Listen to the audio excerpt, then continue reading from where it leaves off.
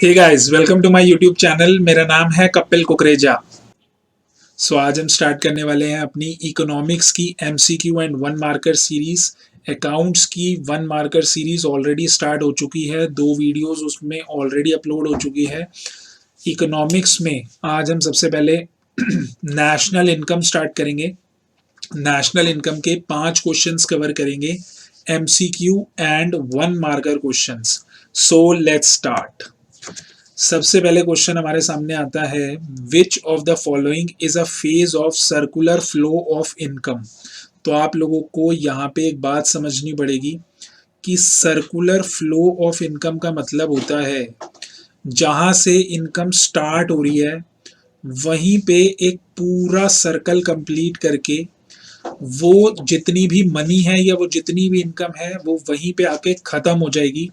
तो इसके अंदर कौन कौन से फेजेस आते हैं, तो इसको बड़े ध्यान से समझते हैं।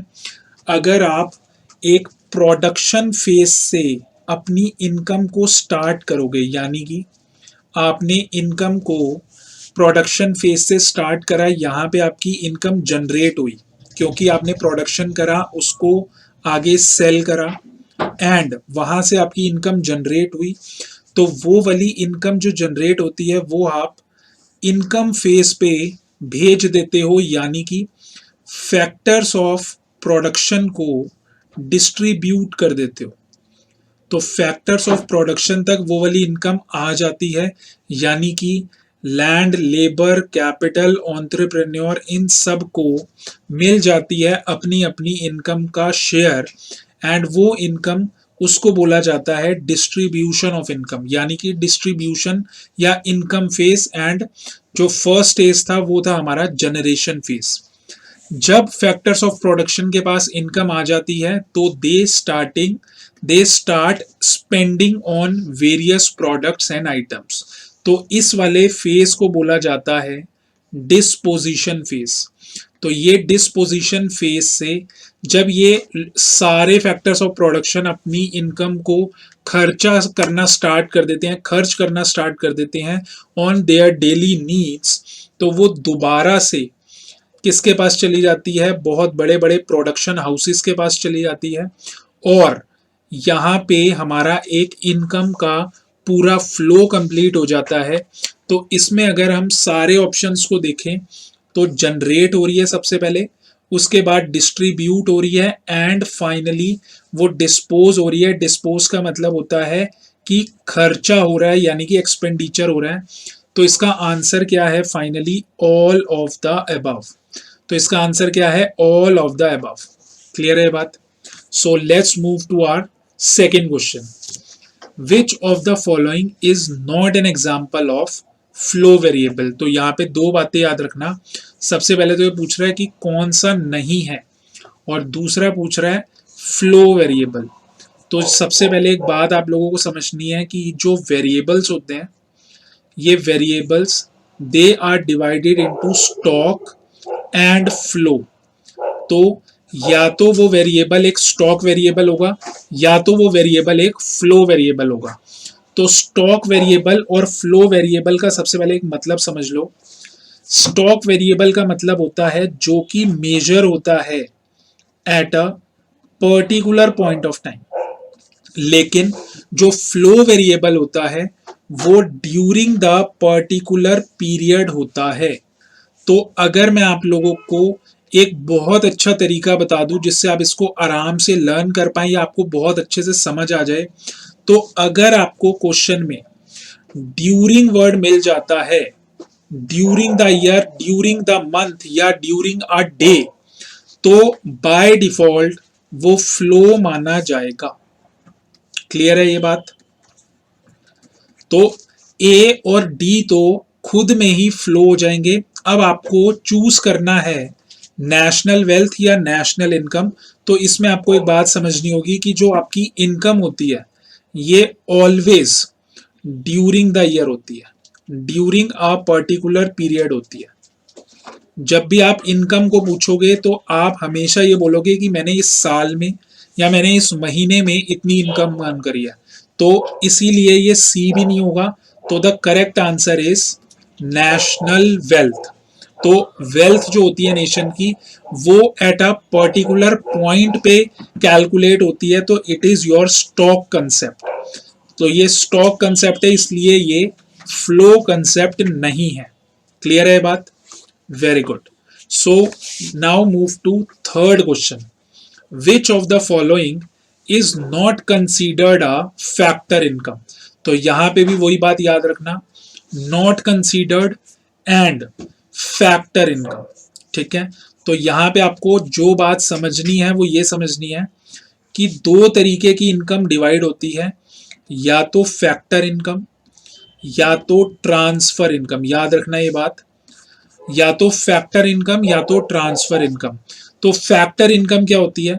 फैक्टर इनकम वो होती है जिसके लिए आप मेहनत करते हो, जो आप अर्न करते हो, या फिर जिसमें गिव एंड टेक का रिलेशन होता है।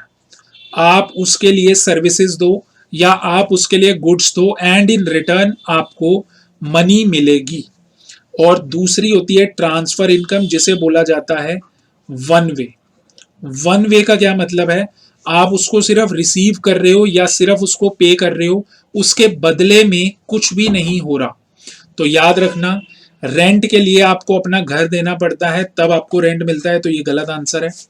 वेजेस के लिए आपको मेहनत करनी पड़ती है और प्रॉफिट के लिए भी आपको गुड्स या सर्विसेज देने पड़ते हैं। तो इसका सही आंसर है गिफ्ट। गिफ्ट के लिए आपको कुछ भी नहीं करना होता, वो आपको फ्री में मिल जाते हैं।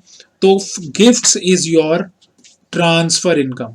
और बेटे अगर गिफ्ट ट्रांसफर इनकम है तो ये फैक्टर इनकम नहीं है। Therefore the correct answer is gifts from abroad. So let's move to our next question. Two sector economy consist of. तो यहां पे आपसे पूछ रहा है कि टू सेक्टर इकोनॉमी में कौन कौन से सेक्टर्स आते हैं। तो बड़े ध्यान से सुनना, तीनों बातें आपको बता रहा हूं। एक होती है टू सेक्टर इकोनॉमी, एक होती है थ्री सेक्टर इकोनॉमी, और एक होती है फोर सेक्टर इकोनॉमी।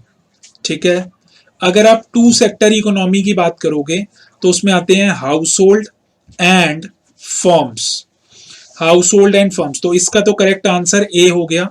लेकिन अगर आपको थ्री सेक्टर इकोनॉमी पूछ ले तो याद रखना house hold, firm and government add हो जाती है यहाँ पे। ठीक है, तो थ्री सेक्टर इकोनॉमी, ये एक और क्वेश्चन मैंने आपको with in the 4 number question मैंने ऑलरेडी, जो एक हम डिस्कस कर रहे हैं एमसीक्यू, यहां पे मैं आपको एक क्वेश्चन और बता रहा हूं कि अगर थ्री सेक्टर इकोनॉमी आ गया तो house hold, firms and government, और अगर फोर सेक्टर इकोनॉमी आ गया तो इन तीनों के अलावा आप फॉरेन सेक्टर भी ऐड कर दोगे। तो क्वेश्चन कोई भी आ सकता है, टू सेक्टर, थ्री सेक्टर या फोर सेक्टर। तो three sector and four sector वैसे आपके detailed question out of the syllabus हैं, ये आउट ऑफ द सिलेबस है, लेकिन वन मार्कर में वो कुछ भी पूछ सकता है बेटा, you never know.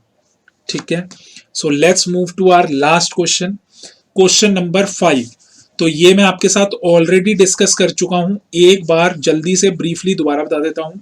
Stock variable is defined as a variable which is.